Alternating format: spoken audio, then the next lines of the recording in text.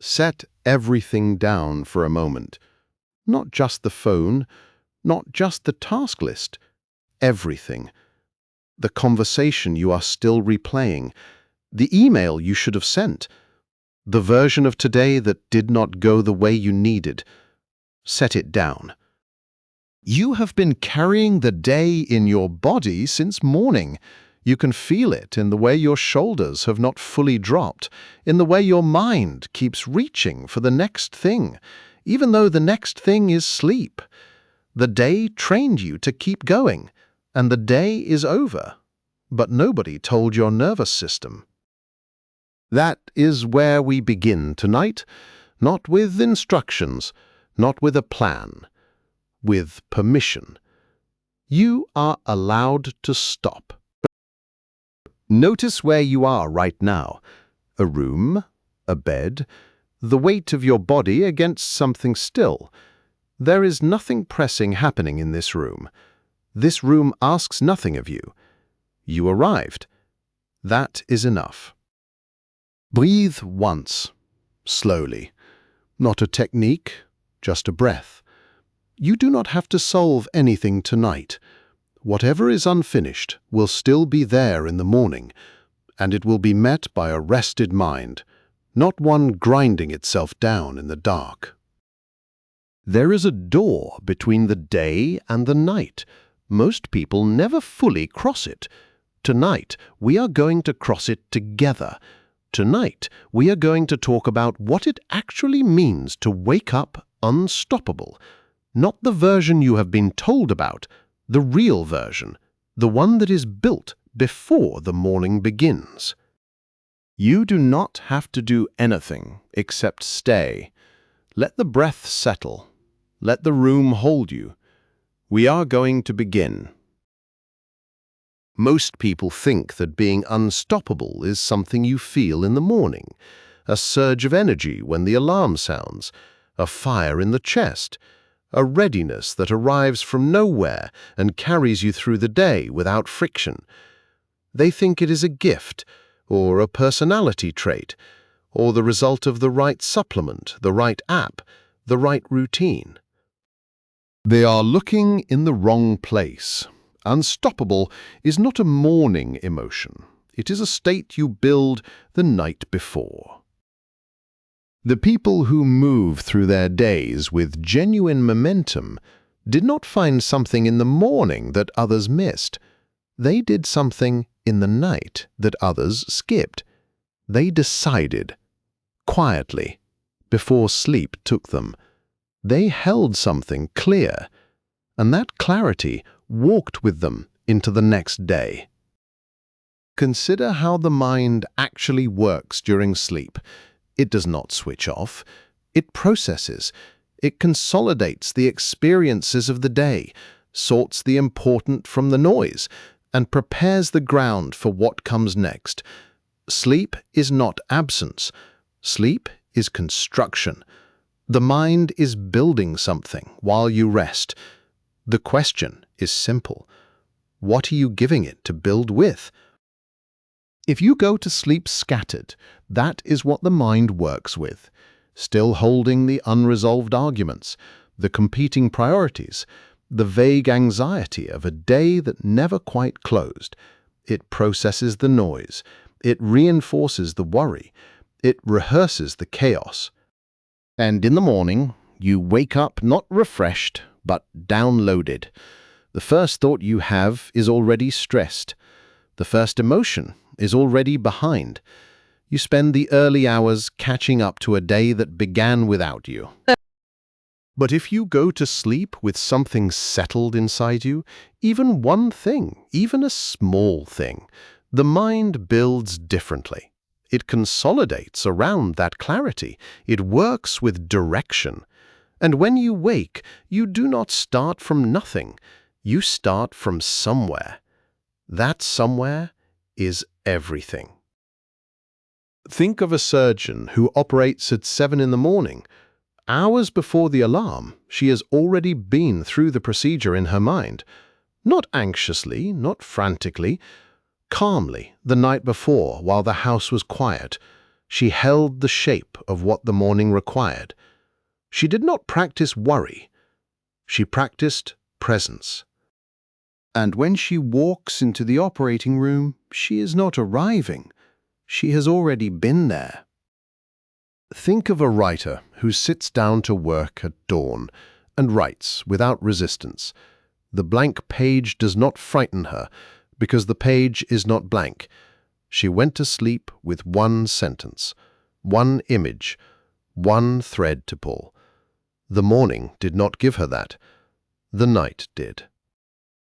Think of the person who woke up yesterday with nothing but dread.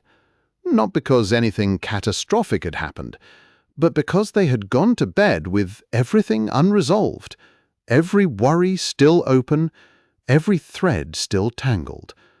The morning inherited that, and the whole day was spent trying to climb out of a hole they dug the night before. That person is not weak. That person does not lack discipline. That person simply does not know what the night is for.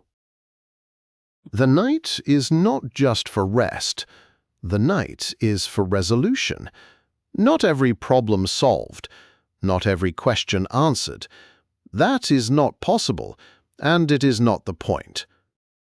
Resolution does not mean completion. It means choosing what to hold and what to release. It means finding the one thing you are taking forward, one intention, one decision, one direction, and letting everything else fall into the silence. This is the mechanism that most explanations of productivity miss entirely. They talk about the morning, the 5 o'clock alarm, the cold water, the journaling, the exercise. And these things are not wrong, but they are downstream.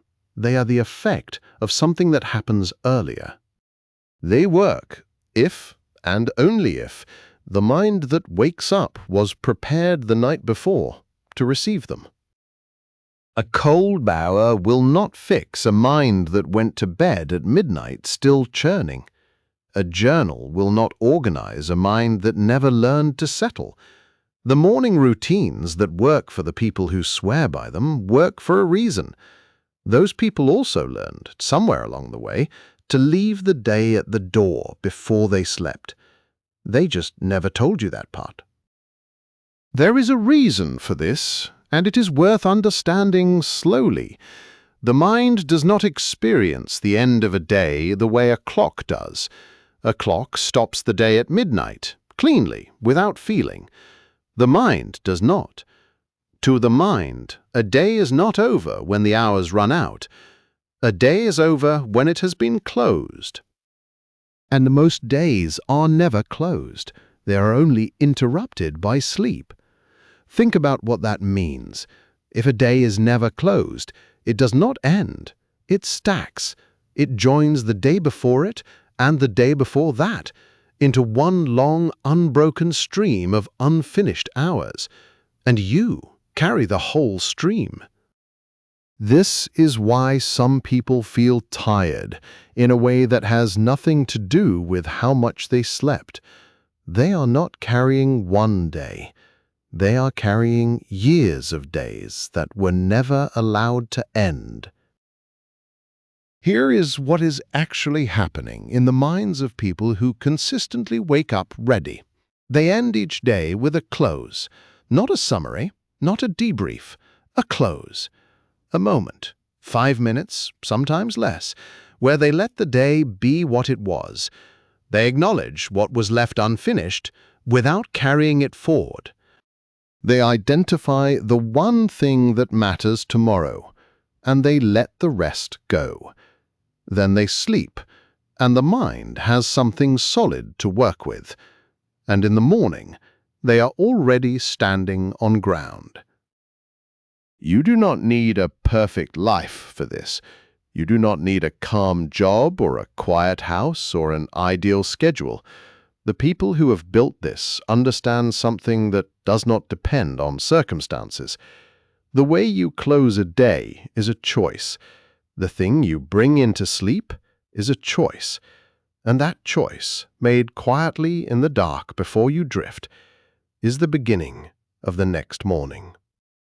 Not tomorrow morning, not 5 days from now, after you have changed your habits. Tonight.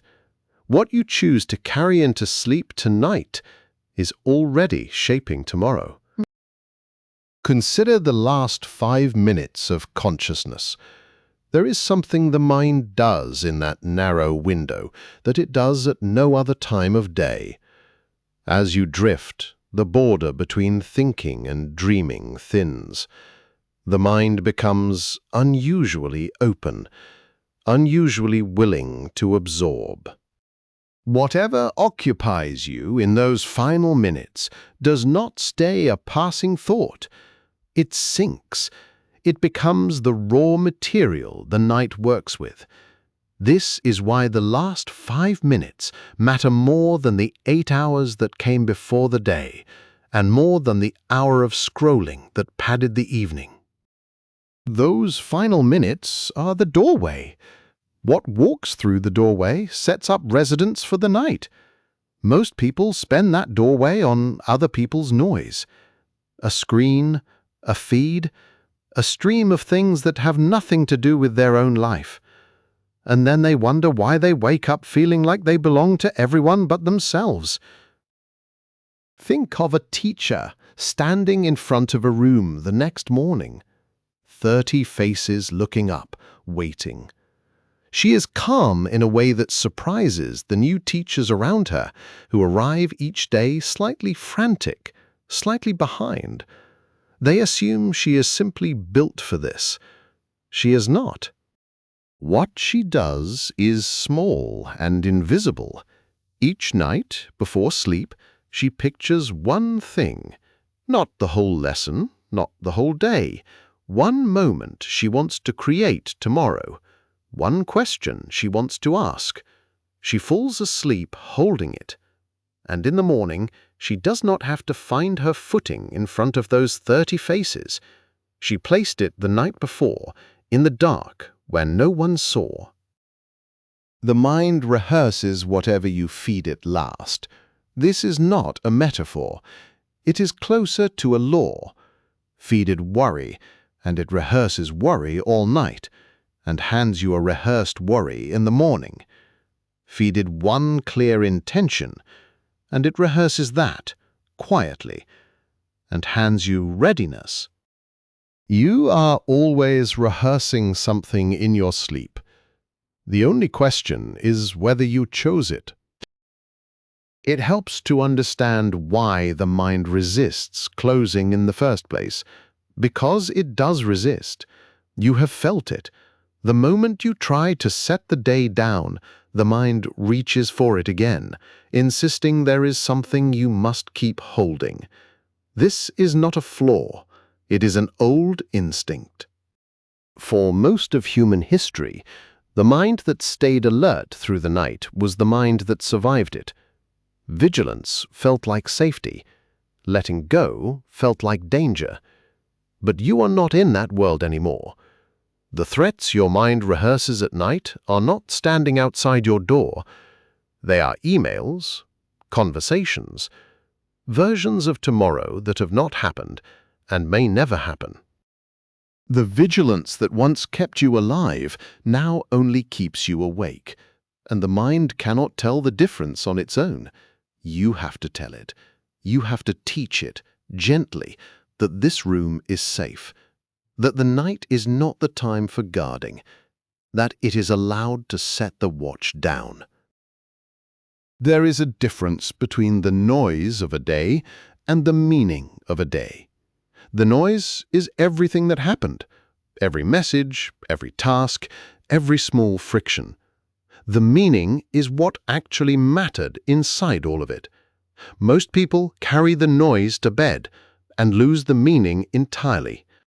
They lie there replaying the friction and never once touch the thing that was worth keeping. Closing the day is the act of separating the two, letting the noise dissolve, keeping the meaning, just the one thing that was real.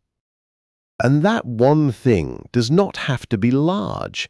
This is where people go wrong when they first try. They think the thing they carry into sleep must be significant, a goal, a resolution, something worthy. It does not. It can be almost nothing. A single moment of the day that was good. One face. One intention as small as, I will begin gently tomorrow. The size does not matter. What matters is that it is clear and that it is yours, and that it is the last thing your mind touches before the dark takes you. There is a concept that sailors have always known. Before a long voyage, the most experienced among them do not spend the final hours in frantic last-minute preparation. They stop. They sit. They let the preparations become still inside them. They know that a mind leaving the harbor in chaos arrives at the sea in chaos. So they find a quiet moment. They hold what has been prepared, and then they sleep. And the morning of departure wake up not anxious but ready. Not because nothing is uncertain, the sea is always uncertain, but because they are not uncertain about themselves. That is what most people are searching for when they talk about wanting to feel unstoppable. They are not really looking for energy. They are not really looking for motivation. They are looking for certainty about themselves. The feeling of waking up and knowing, quietly, without drama, who they are that day and what they are for. That certainty cannot be manufactured in the morning. It can only be carried in from the night before. Watch an athlete in the hours before a competition that matters, not the amateur who spends the night before churning with nerves, replaying everything that could go wrong. Watch the seasoned one. The night before, they are strangely calm. They are not cramming. They are not forcing one more session. They have done the work, and they know it, and now they are letting the body and the mind grow quiet around what they have built. They sleep, and they sleep well, on the night that seems like it should be the hardest to sleep, because they understand something the amateur does not. The performance is not won in a frantic final night. It is won in the 1,000 ordinary nights that came before, and protected by the calm of this one. To strain on the eve of the thing is to arrive depleted. To rest on the eve of the thing is to arrive whole. And when they wake on the morning of the thing that matters, they are not anxious. They are ready in the deepest sense of the word, not because they silenced every doubt, but because they gave the night its proper work and let it prepare them the way only rest can. The unstoppable morning was built the calm night before. Notice that in every one of these lives, the surgeon, the writer, the teacher, the athlete, the thing they share is not talent. It is not luck. It is not some rare quality you were born without. What they share is a relationship with the night. The quiet understanding that the hours before sleep are not wasted time to be filled with noise, but the most important hours they have. They guard those hours. They use them well, and everything downstream, the calm morning, the steady day, the sense of moving through life on their own terms, flows from that one protected practice in the dark. You can have that same relationship with your nights. You do not need their talent or their circumstances. You only need to understand what they understood, that the night is yours, that it is where tomorrow is quietly decided, and that a few minutes before sleep, used with care, are worth more than any hour of the frantic morning you have been told to worship. There are two kinds of exhaustion. Most people only know one. There is physical exhaustion, the tiredness of a body that has worked hard, that has moved and spent its energy honestly. This kind of exhaustion is clear. It has a cure. Rest. Give the body what it needs, and it recovers. By morning, it is ready again. But there is another kind. Mental exhaustion without resolution. The tiredness that comes not from having done too much, but from having held too much. From going to sleep every night with everything still open, every problem unsorted, every worry still warm, every thread of tomorrow still tangled through the mind. This exhaustion does not respond to sleep the way the body does. You can sleep 8 hours and wake up with it still there. You can sleep 10 hours and feel it before you even open your eyes. Most people who say they are tired are not physically tired. They are mentally unreleased. And no amount of sleep will cure a mind that never learned to close. Imagine two people waking up in the same city, in the same kind of apartment, with the same kind of day ahead of them. Imagine their internal worlds. One's mind is a constant replay of grievances and anxieties. The other's is a steady focus, quietly calculating progress. Now, ask yourself, which person's reality will inevitably change? And which one can predict their own future? The first went to bed at midnight with her phone still in her hand. She scrolled until her eyes closed, absorbing the noise of other people's lives and arguments and versions of the world. Her last thoughts before sleep were not her own. They belonged to someone 3 time zones away who had no idea she existed. She woke at 6 with a low, undirected anxiety she could not explain. She reached for her phone before her eyes had fully adjusted to the light. The second went to bed at the same time. No phone in the final moments. Just a pause. 3 minutes, nothing more. Sitting at the edge of her bed with one thought. One thing she was grateful for in the day that had passed. One thing she was choosing for the day that was coming. She did not write it down. She just held it for a moment. Then she let it go, lay back, and slept. She woke at 6, not with energy. She was still tired, as most people are at 6, but with direction. The first thought was already pointed somewhere. The first intention was already formed. The difference was not discipline. The difference was not character. The difference was what each person chose to carry into the dark. One fed the mind chaos and woke up inside it. One gave the mind a direction and woke up with it. Let that image stay with you for a moment. 2 people, same city, same day. One woke up behind. One woke up standing. And the only thing that separated them happened in the last 3 minutes before sleep. There is a man who worked in the same company for 11 years. Every night for 11 years he went to bed with his work. The problems of the office came home with him, sat at the dinner table with him, lie down beside him in the dark. He was not lazy.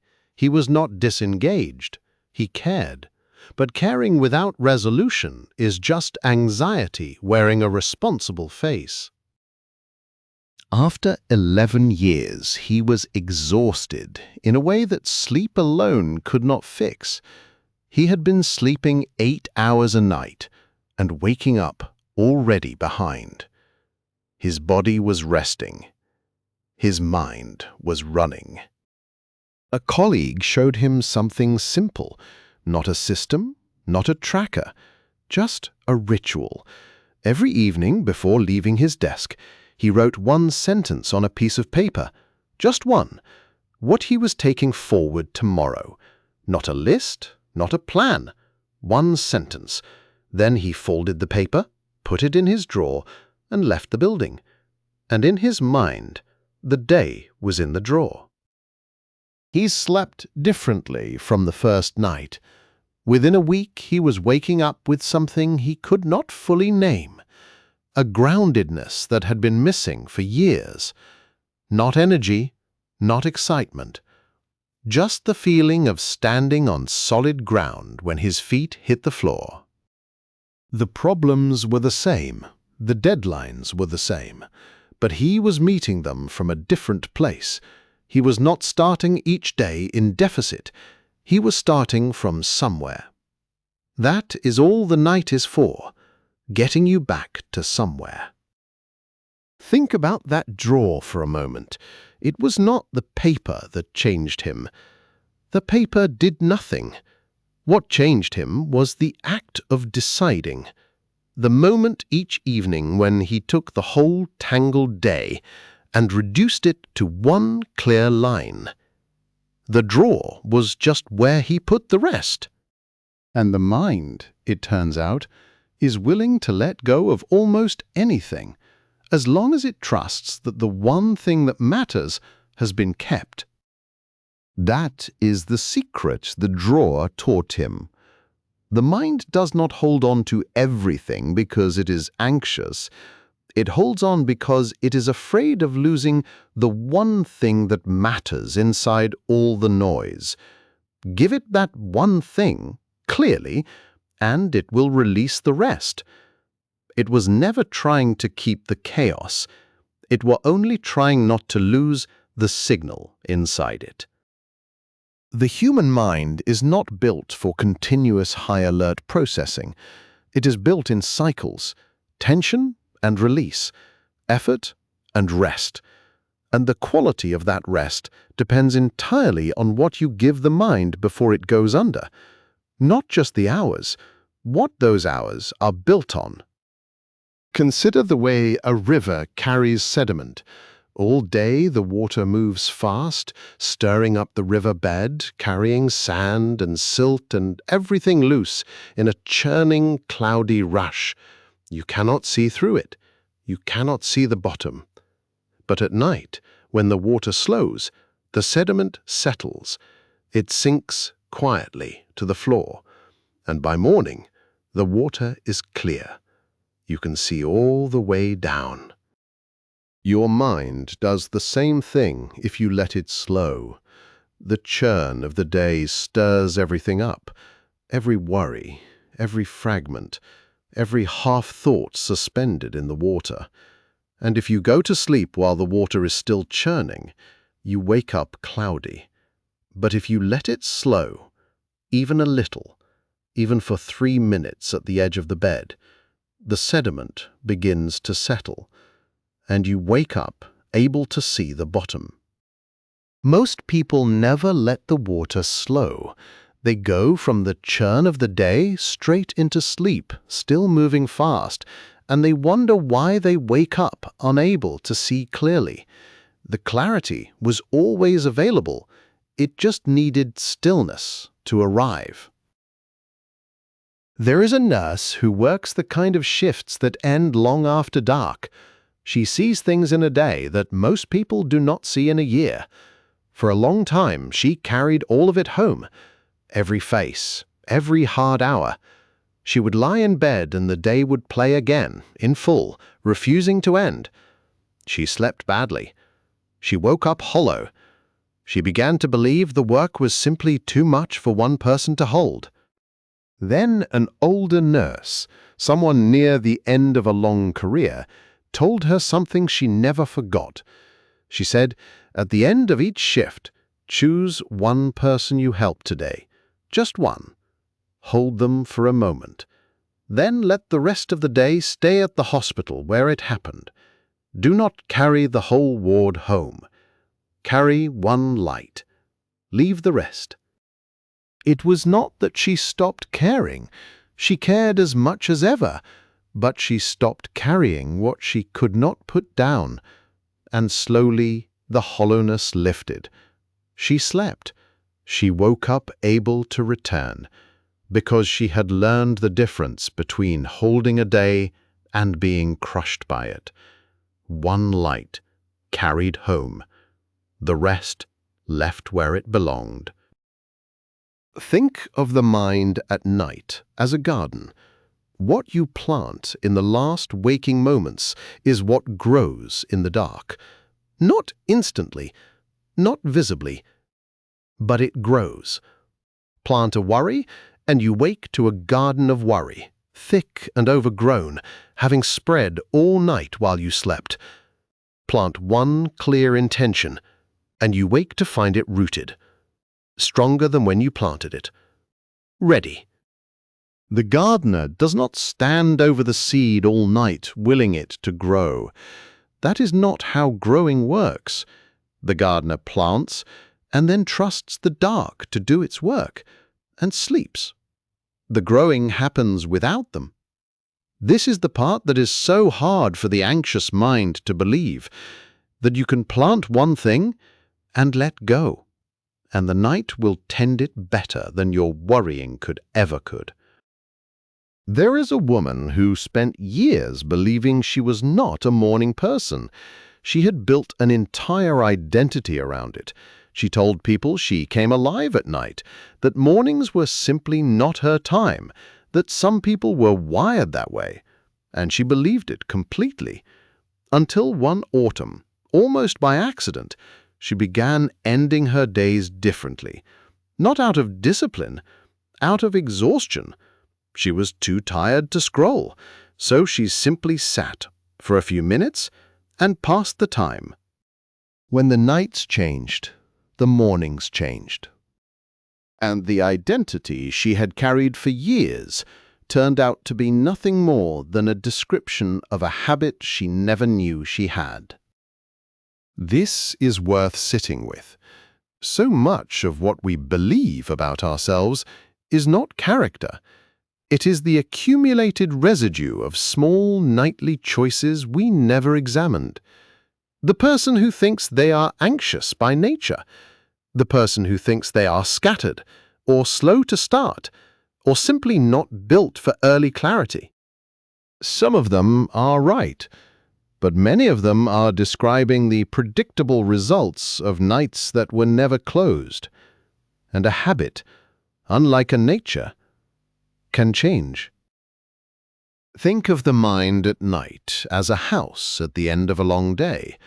All day people have moved through it, doors left open, lights left on, things set down wherever there was room. And when night comes, you have a choice. You can go to sleep with the whole house still lit and open and cluttered, or you can walk through it quietly and close the doors. Turn off the lights. Set a few things back in their place. Not everything. You do not need to clean the whole house. You just need to close it for the night. And a closed house rests differently than an open one. A closed house is quiet, safe, still. The person who sleeps in a closed house wakes up in order.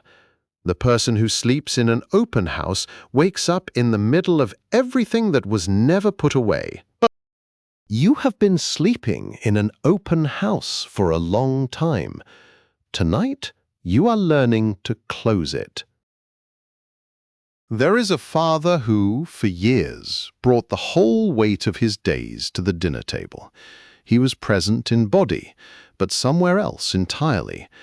His children learned to speak to a man who was half listening, whose mind was still at the office, still solving, still turning over hours that had already passed.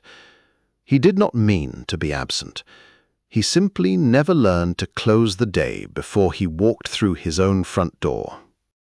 One evening, without deciding to, he paused at that door, just for a breath, and he made a small, silent choice. The workday stayed outside. Inside was something else. Inside was this, these faces, this table, this hour that would not come again. He did not announce it. He just crossed the threshold as a different man than the one who had driven home. His children noticed before he did, not the pause. They never saw the pause. They noticed that their father had come back, that he was there, fully, in the evenings. The door had always been there. He had simply never used it. And the years he got back were not found in more time. They were found in one breath at a doorway, choosing what to carry in. Think of a fire at the end of the night. You do not put it out with water and start cold in the morning. You bank it. You gather the embers together, cover them, let them hold their heat quietly through the dark. And in the morning, you do not start from nothing. You uncover the embers, still warm, and the fire returns in moments. A good night is not the fire going out. It is the fire banked, holding its warmth for you until morning. Most people put their fire out every night. They let the day scatter completely, embers cold and gray by morning, and then they wonder why the mornings feel like starting from ice. But you can bank it. One warm ember held through the dark, and the morning is not cold. The morning is already warm.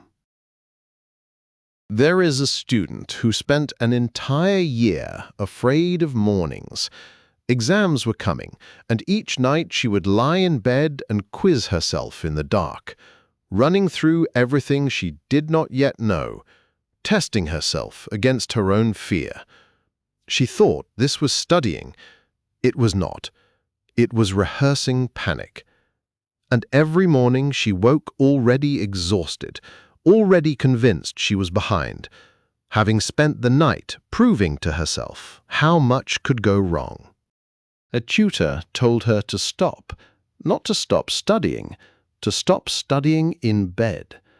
Instead, each night she was to close the books and name one thing she had genuinely learned that day. Just one, something she now knew that she had not known that morning. Then she was to sleep. Nothing else. No quizzing, no testing. One thing learned, held quietly, and then rest. The fear did not vanish overnight, but something shifted. She began waking up with the feeling of accumulation rather than deficit. Each morning she was not counting what she lacked. She was standing on what she had gathered. By the time the exams came, she walked in not as someone bracing for loss, but as someone who had been quietly building, night after night, and knew it. Think of a musician tuning an instrument before they play. They do not tune in the middle of the performance. They do it before, in the quiet, when no one is listening. They bring each string into alignment, patiently, until the whole instrument is ready to be played. And then they rest it. And when they pick it up to perform, it is already true, already in tune. The music that follows is only possible because of the quiet tuning that came before. Your night is the tuning. The day is the performance. Most people try to tune while they are already on stage. They wonder why the morning feels off-key, strained, effortful. It is because they never tuned. They walked straight from sleep into the performance, with an instrument no one had brought into alignment. But you can tune the night before, and then the day, when it comes, is already true. There is something else that happens when you close the day deliberately, something most people never notice because they never do it long enough to feel it. You begin to trust yourself in a new way. When you end each day by choosing what matters and releasing the rest, you are teaching yourself over and over that you are someone who can decide, someone who can hold what is important and let go of what is not. And that trust compounds. It does not stay in the night. It follows you into the day. The person who has learned to close the night with a clear choice becomes, slowly, a person who makes clear choices everywhere.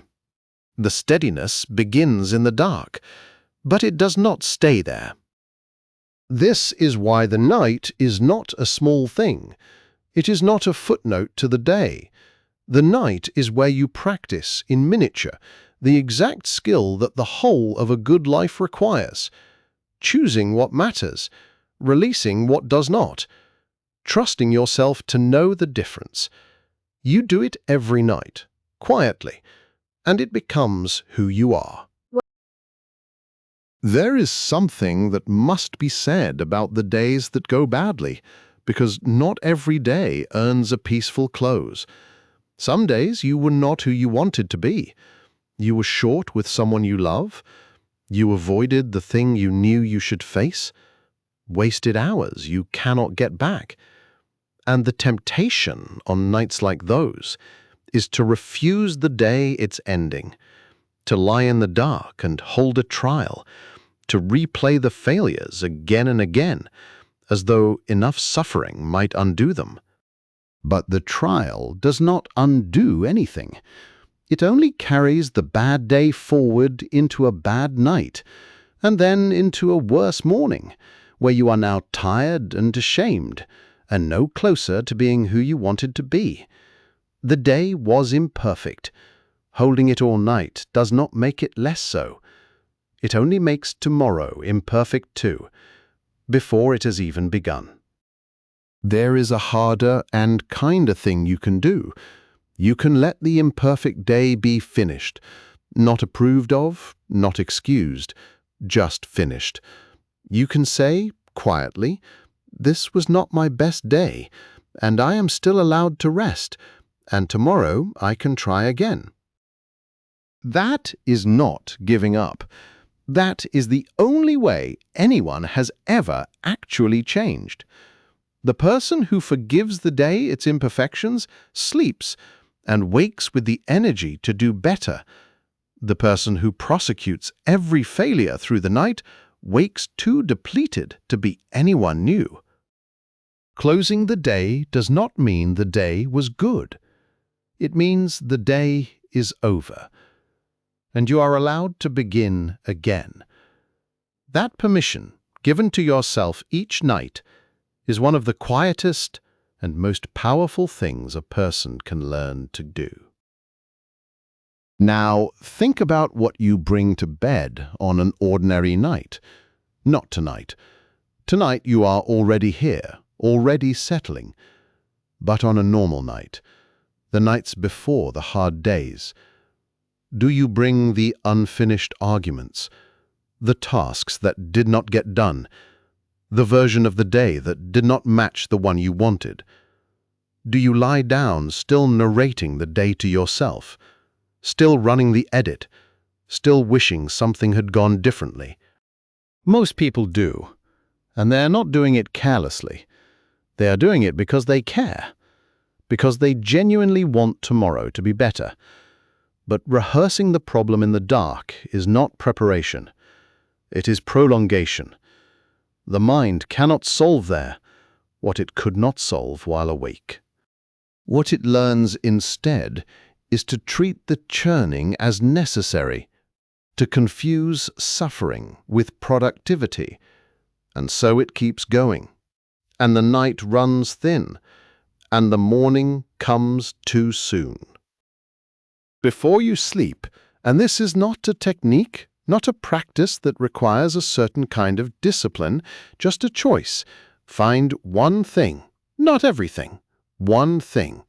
It can be something from the day that went right, however small. It can be something you are choosing for tomorrow, one intention, one priority, one direction you are pointing. It does not need to be ambitious. It does not need to be perfect. It just needs to be real. Hold it. Let it be the last specific thing your mind touches before sleep. Not because this is magic, because this is how the mind works. What you give your attention to last becomes the shape the night is built around, and that shape is what you wake up inside of. Tomorrow morning will be built on what you give the dark tonight. Now, here is something that may be harder to sit with. There is a version of a conversation that has not happened yet, between you and someone who will not always be here. It is the conversation you keep meaning to have when things settle down, when you have more time, when you wake up feeling ready enough to hold something that heavy. But readiness built on chaos never feels like enough, and so you wait for a better morning. And the mornings keep coming, and the conversation keeps not happening. What you are waiting for is not a better morning. It is a better night. That is the thing you have been circling without knowing it, the readiness you need, not just for tomorrow's tasks, but for the things that actually matter. It begins here, in the deliberate choice to give the night its proper work, in the willingness to cross the door fully and let the day stay behind it. Think about the person you have been in the mornings over the past year, the first hour, the first feeling when consciousness returns. Has it been more often than not a feeling of readiness, or has it been a feeling of catching up, of being behind before the day has even started, of dragging something heavy into the light? If it has been the second, and for most people it has been the second, then the issue is not the morning. It was never the morning. You did not fail the morning. You went to sleep without giving the night its proper work. And that is not a character flaw. That is simply something nobody ever showed you. There will come a point, and this may already be arriving for you as you lie here, a point where you look back over a long stretch of your life, and you see clearly how many mornings you spent climbing out of holes you dug the night before. How much of your energy went into recovering from your own unresolved days rather than building something new? How many times you were trying hard and going nowhere, not because the work was wrong, but because the foundation was shifting under everything you were building. When that clarity comes, it does not feel like judgment. It feels like relief, because finally you can see what was actually happening, and once you can see it, you can change it. That clarity is available to you now, not someday, tonight. One thing, real, held, then released. That is the entire practice. Then you sleep, and the mind goes to work on something solid. And in the morning, you wake up to something you built, not something that arrived, something you made. And you do not have to feel ready to begin this. That is worth hearing clearly. There will be nights when you are too tired to care, nights when the day was so heavy that closing it feels like one more task you cannot face. On those nights, the practice is smaller still. You do not have to find something profound. You only have to find one breath and one small true thing, and let that be enough. Even a clumsy close is better than none. Even on the hard nights, the doorway is still there, and you are still allowed to walk through it. This is not a discipline you have to be good at. It is not a performance to get right. It is simply a kindness you extend to the version of you that has to wake up tomorrow. You are, in these last waking minutes, taking care of a person you will become in the morning, giving them something to stand on, sparing them the climb out of the hole. That is what you are doing here, quietly, in the dark. You are being gentle with tomorrow's you. The sailors understood this. The surgeon understands this. The man with the drawer learned it. The writer who rises before dawn and finds the page already warm, she understands it. And now you do too. Let that settle for a moment. There is nothing more to understand tonight. The understanding has arrived. The rest is simply rest. Notice how quiet the thoughts are becoming. Notice how the breath has found a rhythm without you directing it. The room is the same room. The body is the same body. But something has shifted. Something is quieter in a way that has nothing to do with the volume of the world. That quietness is the beginning of tomorrow. The mind that goes into sleep from this place does not wake up the same as the mind that goes in from chaos. There is a difference in the morning. Not dramatic, not sudden, but real. The kind of difference you feel in your first thought when your eyes open. The kind that means the first hour cost you less. The kind that means you are not spending the early minutes trying to find your footing. You already have your footing. You placed it the night before. And from that first quiet moment of readiness, something compounds, not in one morning, over accumulated weight of nights where you gave the dark something worth building around, over weeks and months of waking up, not behind, but already standing, already pointed, already there. Think of what a single good night gives you. A slightly better morning, a first hour that costs a little less. On its own, small, almost nothing. But it does not stay on its own. A better morning makes for a steadier day. A steadier day makes for an easier close that night. And an easier close makes for a better morning again. It circles. It builds on itself. What began as 3 quiet minutes at the edge of a bed becomes over a season an entirely different way of moving through your life. This is how real change has always worked.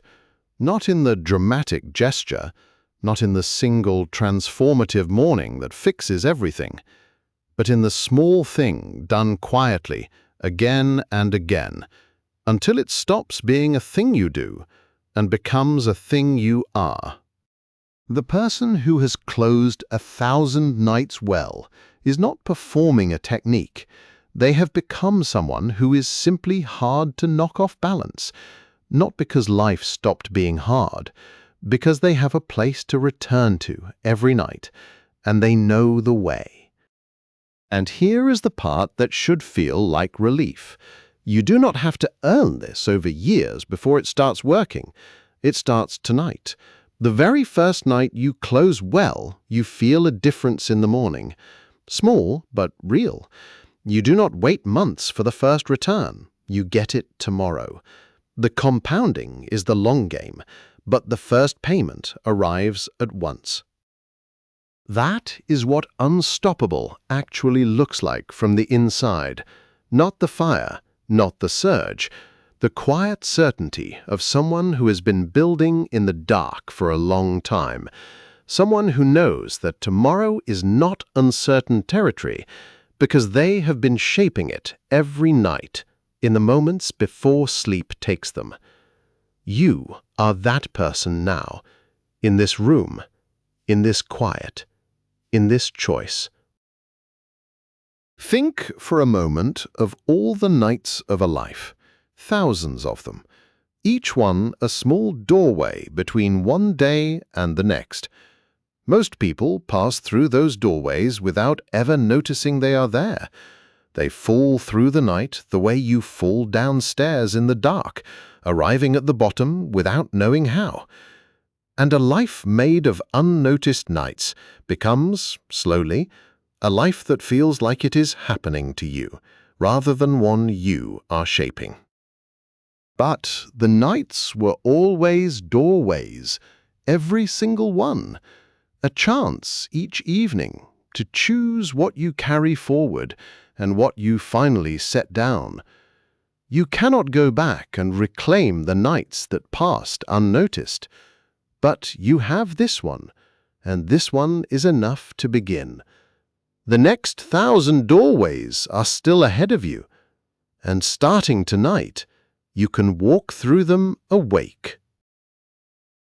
There is a quiet dignity in this, in tending your own nights, in refusing to let the days simply pile up unexamined. It asks almost nothing of you. A few minutes, a single choice. But over a life, it is the difference between being carried by your days and carrying them, between waking as someone catching up and waking as someone already home. So let this be the first of the noticed nights. Not perfect. It does not need to be perfect. Just noticed. Closed with a little more care than the night before. That's all it takes to begin. And you have already begun. Simply by lying here, listening, letting the day grow quiet around you. Let the breath become slower. Let the body become heavier. Let the distance between thoughts grow longer. You are exactly where you need to be. You are allowed to rest now. Tomorrow is already taken care of. You gave the night something real to hold. There is nothing left to solve tonight. The day is behind you. You carried it as far as it needed to go. Now you set it down. Whatever today was, it is complete. You do not have to hold it any longer. You are allowed to let this day be finished. You are allowed to begin again tomorrow. Nothing is required of you now, only rest. Your body is heavy, your breath is slow. The room is quiet and safe. There is a version of you that wakes up tomorrow ready. Not hoping for readiness, already inside it. Let the shoulders fall. Let the jaw soften. Let the mind stop reaching. You are not behind. You are not failing.